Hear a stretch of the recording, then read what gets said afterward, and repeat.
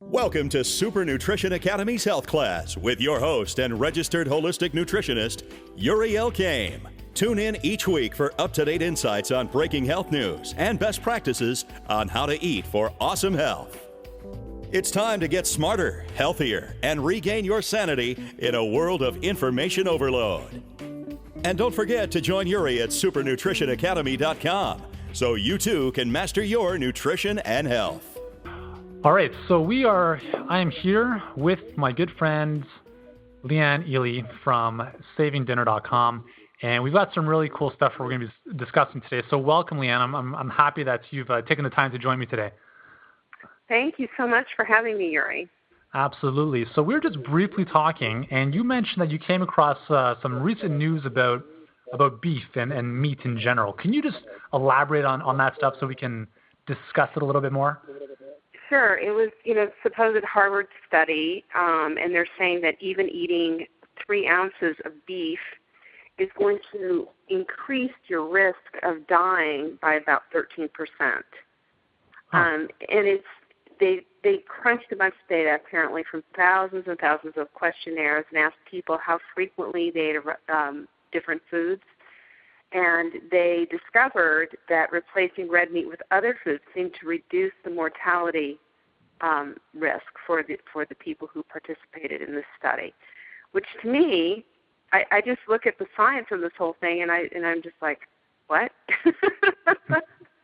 So I think there's a bunch of different things I think that we need to look at when we see these kind of things, and they come on. We see this stuff on the news all the time, where they're making these declarations that, if you do this, you're going to die. If you eat this, it's going to increase your risk of dying. And then you dig a little deeper and you dig a little deeper and you find out, like, for example, what we were just talking about a minute ago, the cereal study that was funded by General Mills. Yeah. Or any of these other kind of things. There's a suspect. There's always something that's a little bit off, at least from what I have seen. And a couple of things that I want to look at with this study is, first of all, what they're looking at is CAFO beef, right? And we all know what that is, the concentrated animal feeding operation.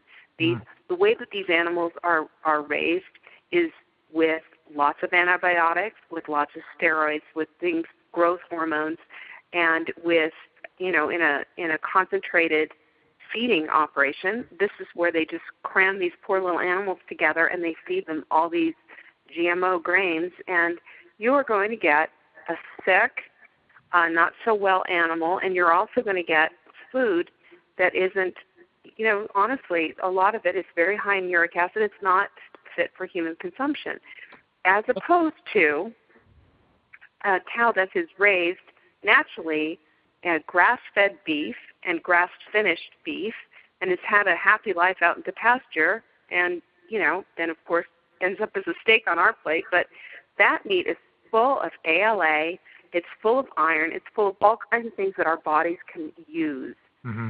And that's a great point. So I'll jump in a second. Go ahead. Well, my whole point is just to circle all of this back is always the food needs to always be quantified, I believe, in studies. They need to say conventional CAFO meat, but that's not what you ever hear. You never hear about this. Most people do not understand how conventional meat is raised, and most people don't understand, what is all this stuff about beef and saturated fat? It brings us all back to that whole, the quandary about saturated fat versus, trans fats versus clean fat, et cetera. Mm-hmm. So anyway, jump in. This is my soapbox, so I could just go on and on. So. Yeah, no, that's and I'm really happy you brought that point up, because I think exactly what you just said, where people don't consider the source or the quality of the food, is so important, because, as you mentioned, there's a massive difference between grain-fed, antibiotic-infused meat versus meat that's coming from pastures eating grass. It's almost, in my mind, it's almost two completely different foods. It's not even the same. And I think a lot of studies owe it to the average consumer to really disclose that, because we don't necessarily know that, we would assume that the impact of these the cattle that's raised in a confined area and fed crappy foods and injected with hormones and stuff is going to impact our health in a much more negative way than those that are raised, in their natural environment. And I think when people talk about, red meat is bad and this and that, we tend to forget that not all red meat is bad, and it really depends on obviously how much you consume it, the quality of it, and like even for a lot of the people that follow me, I really espouse more of a plant-based diet, but I'm not opposed to meat at all. I'm opposed to poor quality foods in general. So whether you're a vegan, just because you're a vegan, it doesn't necessarily mean you're healthy. I mean, we all know vegans who survive on tofu and processed soy. For me, I mean, other than the moral reasons that they're doing that, that's one thing. But from a health perspective, if you think that packaged processed soy is healthier than naturally raised animal products, I think we've missed the mark there. So, it's really interesting that you brought that up. So, yeah. Well, I think the thing that we need to look at too, because and this is going to be an odd declaration, but I think it's true. There is not a lot of difference between a vegan and somebody who is earnestly pursuing a paleo lifestyle, except that one eats meat and one does not. But it should be very plant-based. It should be very, if you think about it, and if we hearken back to our Paleolithic ancestors, they probably gorged themselves on meat when they got it, but most of the time they were vegetarians, eating and they were what my girlfriend would call availarians. They ate what they could. They ate what was there. And it was a lot of greens, a lot of berries, a lot of whatever it was that they found, and nuts and seeds, if they could find it, whatever they found, that is what they ate. And so the meat, was far and few between, and or not as much as we do today. I mean, today our modern, we can't even, we who eat paleo can't, perfectly mimic the way that they did it those thousands and thousands of years ago, but we can eschew certain things that we are showing with a lot of research that it just doesn't work for us as human beings. Our digestive system and our needs and our biology hasn't evolved that much that we aren't, we are adapted to eating grains and dairy, for example. So, well, that's really it's funny that you brought that up, because I was thinking about this. I was talking about this with my wife a long time ago now, it seems like, and we're like, if you were a caveman, you wouldn't call yourself, you wouldn't be saying to your friends, oh, I'm going vegan this week, or I'm going low carb or whatever this week. I mean, it didn't exist. It was like you eat whatever you have available to you in order to survive. I think exactly. We live in this day and age now where we've complicated the whole simplicity of nutrition with all these different diets out there. And when you boil it down, for the most part, most of them are saying the same thing. Eat more fruits and vegetables, eat more foods in their whole states, and like, as you said, the difference between paleo and vegan is simply one adds some more animal products in, and that's it. Like, I was talking about this with Abel as well from Fat Burning Man, and it was so funny because I was telling him, like, I'm not a raw foodist, but for me, I understand, like, my body responds best to eating more raw foods. But I've never ever once said that I'm a raw foodist. Yet some people, they lash out at me and they're like, oh my God, I can't believe you're promoting meats and all this stuff. And I'm like, honestly, I've never said that I'm a raw foodist. I've only encouraged the consumption of more raw foods. I just had a piece of steak for lunch. Like, what are you going to do? Put me on the cross? And you have to find out what works best for you. And I just find that we've really complicated this issue of nutrition when it's really a very simple thing. It is a very simple thing, and I think these a lot of people, and you can see it in the blogs, and we both read the blogs, and you read them in the books and all of that, and you can even go to conferences, And people are going to sit there and they're going to debate, should you eat a potato or should you not eat a potato if you're in paleo? Yeah. Or should you do this or should you do not that? And honestly, I think that we're too uptight. I think what we need to do is understand our nutrition as best that we can and understand how it works best for our bodies.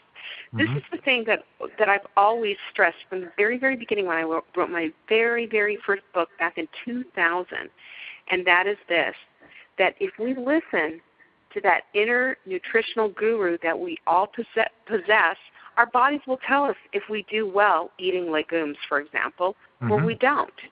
Yep. Our bodies will tell us if we are good at eating, we're protein-driven, or we're not.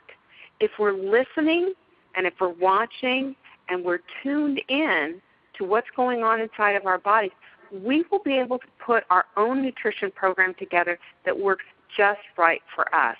But I will tell you, people get all wrapped up in one thing, and I've seen this too in the vegan community, which concerns me, and I've seen people too, also former vegans, say, gosh, I never really understood what was going on until, my hair was falling out and they were just really, having a hard time with nutrition. And I just always say to people who've asked me, and, as a nutritionist, I've been asked these questions over and over again, and I say is that we're human beings, and as human beings, we have to look at our teeth.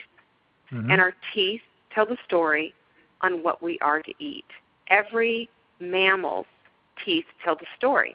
If you take a look at a rabbit, rabbits eat green stuff, and they don't have molars to grind with. They don't have much of anything. They don't have the canine teeth that you and I possess and that dogs and other animals possess, canine teeth. They're called canine teeth, and there's a reason for it because they're meant to shred meat. So when we get wrapped up in these things, I think we need to kind of hearken back and just say, okay, so what are we supposed to be eating? What does our body tell? What does our teeth tell? Our teeth are the first place. That's the first landing place for digestion. And our teeth don't lie. And also our digestive systems too. Like I remember seeing a really interesting thing on Discovery Channel a while ago about lions and tigers, and they were comparing the two of them anatomically, and underneath their skin, they're almost the same animal. But what they're showing is they pulled out their intestinal tract, and they said that because lions and tigers both have very small intestinal tracts, they're built to eat meat, in addition to the fact that they have these massive canines. But when you compare that, for instance, to the cow, which is pretty much a vegetarian, it has a very, very long digestive tract, which is necessary for it to do its thing in terms of digesting all the fiber and everything else from the grass and reap all those nutrients. And if you look at the human digestive system, it's kind of a combination of both. Exactly. It's not as short as a lion's, but it's definitely not as long as a cow's. And, again, as you mentioned, we are a combination of, plant and meats suitable in terms of what we can and what we should eat. Omnivores. Yeah. And there's very few animals that are. I mean, I think it's interesting. Skunks are omnivores, so we share something in common with skunks. There's a few other animals. I had them written down at one point, but the skunk always stood out with me. And I always, one day I was driving along and I saw a skunk scurry across the road, and I thought, I've got more in common with that skunk than I do my own, dog at home. Exactly. Yeah. Hopefully other than the smell. Yeah, no kidding. Yeah, stay away from skunk. Yeah, so. That's funny. Cool. So is there anything else from that study you wanted to pull out, or do you think we've covered that pretty nicely? I felt like I just thought that it was interesting that it was a Harvard study, and yet when it comes to these studies, that they don't really put a lot of emphasis on a lot of science, which I did not see in this particular article. It was an LA Times article. And I did not see a lot of science in this, and I didn't understand why they even bothered with it. It was just like, well, we got a sampling of a few people, and we figured out that there's 13% less. I mean, they didn't even say what the data was based on. Mm-hmm. So I find those kind of things to be very, very interesting. I could not find who funded it for Harvard, or if Harvard funded it or whatever, but I find these studies to be really amusing most of the time. It's almost, sometimes it kind of makes you question why they even study or why they even conduct certain studies. It's like you just did a study on why maple syrup boosts your blood sugar, or just very common sense type of things. It's like, why did you just spend all that money and all that time doing a study on this kind of seamless area of nutrition that most people kind of understand? Oh, it's ridiculous. There was a couple of weeks ago, too, that reminded me there was another, it was like breaking news that sugar causes type 2 diabetes. They've made the link. Yeah. Can you believe that? And I'm thinking, what is this, 1970 or something? I mean, why are we just now coming up with that? So, a lot of this, and then it really enrages me a little bit, and I don't know how you feel about this, but I think, why are we not educating, instead of spending all this money on these ridiculous studies, which we all know that sugar is definitely linked to type 2 diabetes, why don't we instead educate the public on what really qualifies as nutrition and take it off of Madison Avenue's plate, so to speak, and let's get these researchers out and saying, you know what, let's talk nutrition. Let's talk about the obesity epidemic. Let's talk about, the lifestyle-induced disease epidemic that we have in this country and all over the world. Yep. Everybody is falling apart. I was at a conference this week, and there was a guy who I sat next to at the conference, and we had a chance to talk, and he's got one of the biggest paleo websites in Denmark. And I was like, wow, Denmark. And I said, I didn't know that, paleo had been traveling all over the world, and apparently it has. And he said that they have a huge obesity problem in Denmark. And I don't think of anywhere as having the obesity problems that we have like we do here in the United States. But apparently Europe is just as plagued as we are. And if you look at it, it follows. If you had a graph out, you can follow where the obesity epidemic came from as the fast food industry infiltrated all of the EU. It's really pretty tragic. So. Yeah. Well, and I totally agree with you about the educating the public perspective, and that's the whole reason why I developed Super Nutrition Academy, is because I find it appalling, to say the least, that we spend so much time and kids stress out so much about their ability not to remember when the War of 1812 took place, which is never going to serve them ever again in the history of their lives or the future of their lives, when we're never, I don't know about you, but other than when I went back to school to study holistic nutrition and health, I never had a single nutrition class in all of my years in high school, junior high, or elementary. Nothing. I think the only education, health class was sex ed, where they talked about prevention and abstinence and stuff like that.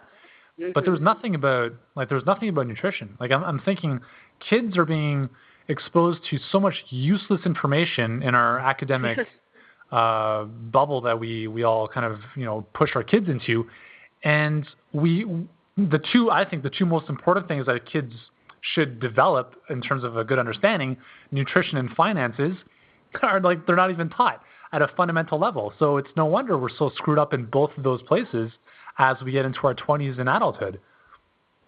Well, that's true, and I think part of the reason why this is so prevalent is that, it'd be nice if they taught it in schools, but, unfortunately, there's a lot of parents today who weren't taught those things.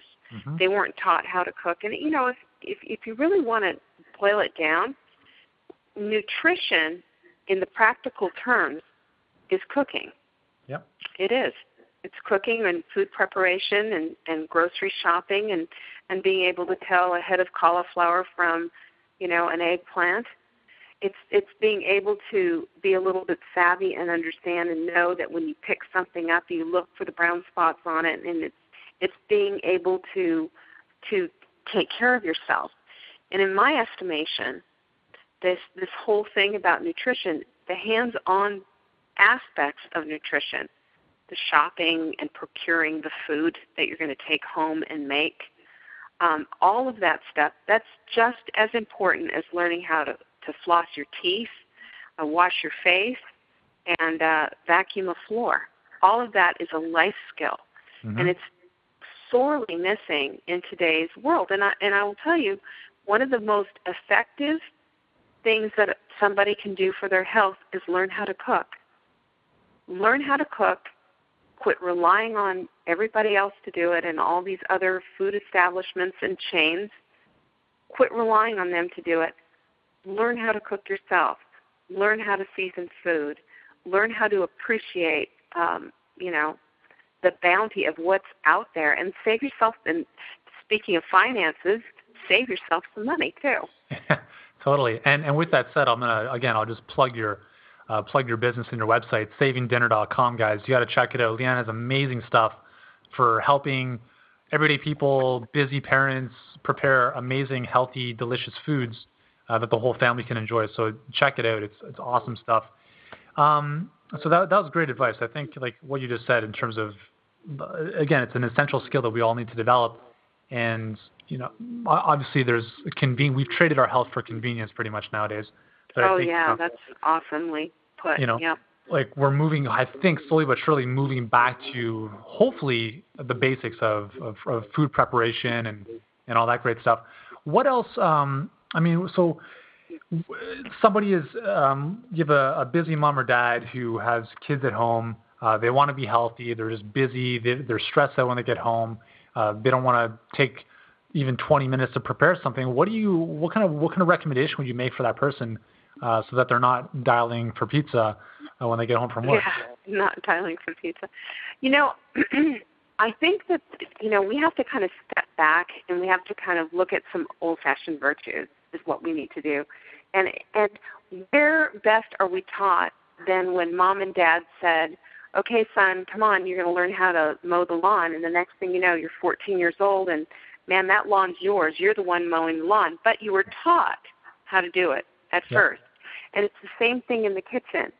Those little kids that we pamper and believe are completely helpless, even the 3-year-old can put some spoons in the dishwasher or take them out and put them away. There's little step stools that getting those people in your household comfortable with the kitchen and knowing that it's not just a room that houses the large appliances helps to get people moving in the right direction and gets them taught. As soon as they are able, they need to be by your side cooking and preparing and chopping, and there's ways to do that without them, severing an artery, for heaven's sakes. You can buy little knives that carve pumpkins that will cut a carrot, and there's no reason why a 4-year-old couldn't be cutting a carrot next to you on a little stool, wearing their little apron, and helping you prepare a salad. Yeah. When a child understands that this is how we do dinner, then the child, or this is how we eat, then the child is more apt to eat it. And I will tell you one thing that's really huge.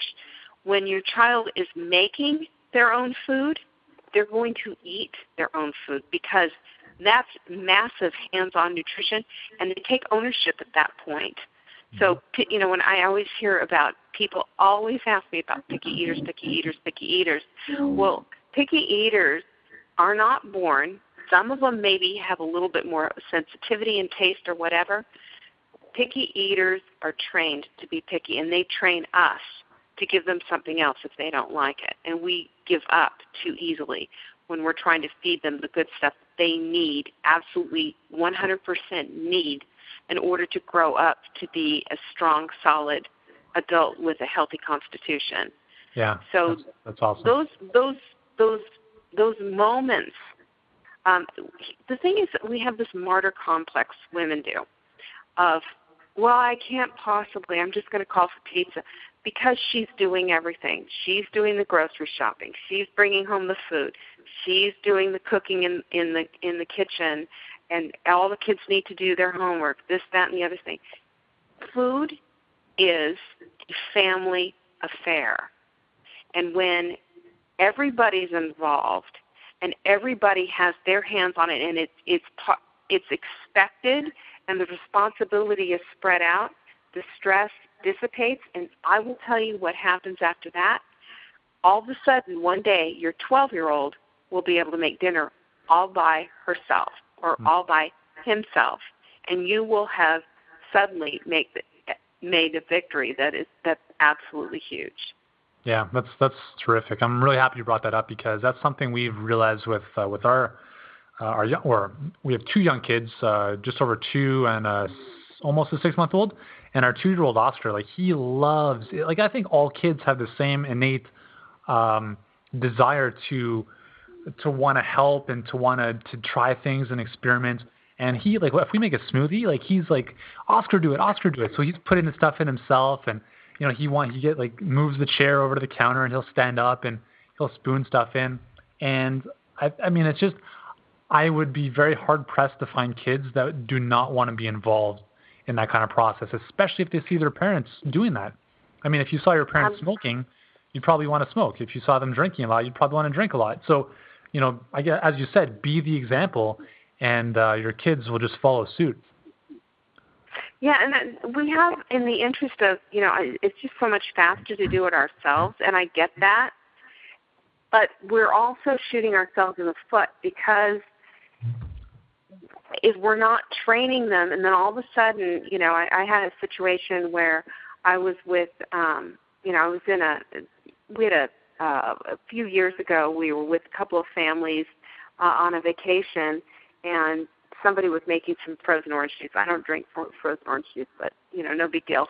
Somebody was making some frozen orange juice. And she was 20 years old. She'd never done it before. And she put the water in, she put how much water was needed into the pitcher, and then put the frozen orange juice on top. And as you can imagine, it just went everywhere. Yeah. And I looked at this little girl, and I thought, you know what? She's completely inept because her mother has valet parked her butt for years. She's never, ever done anything. And, we do our children a gigantic disservice, and we train them to be completely incompetent when we don't bring them into the kitchen, when we don't train them how to do these different things. And, I guess that could be a separate subject, but it's really super important that they are there and they are doing with us. And it develops also a family culture, and the battles, the food battles, they don't exist. Mm-hmm. So that's great. Well, I really appreciate you sharing that insight. That's amazing advice. I think that's probably one of the most important pieces of advice that anyone could ever take action on in terms of long-lasting effect. So I know we're just about at the time here. So I want to thank you for joining me, Leanne, and bringing up that cool Harvard study that we dissected a little bit, and then obviously talking about some of the strategies that people can put into place to make healthy meals and healthy eating more a part of their everyday life. Once again, the best place to check out her stuff, Leanne's stuff that is at savingdinner.com. And any closing thoughts, Leanne? I just want to encourage everybody to get back to the kitchen and to really enjoy the process. It's a pretty cool thing to cook with your family. It is. I definitely agree with you on that one. So thank you very much for joining me. Thank you everyone else for listening. Thank you so much. And we will see you in the next episode.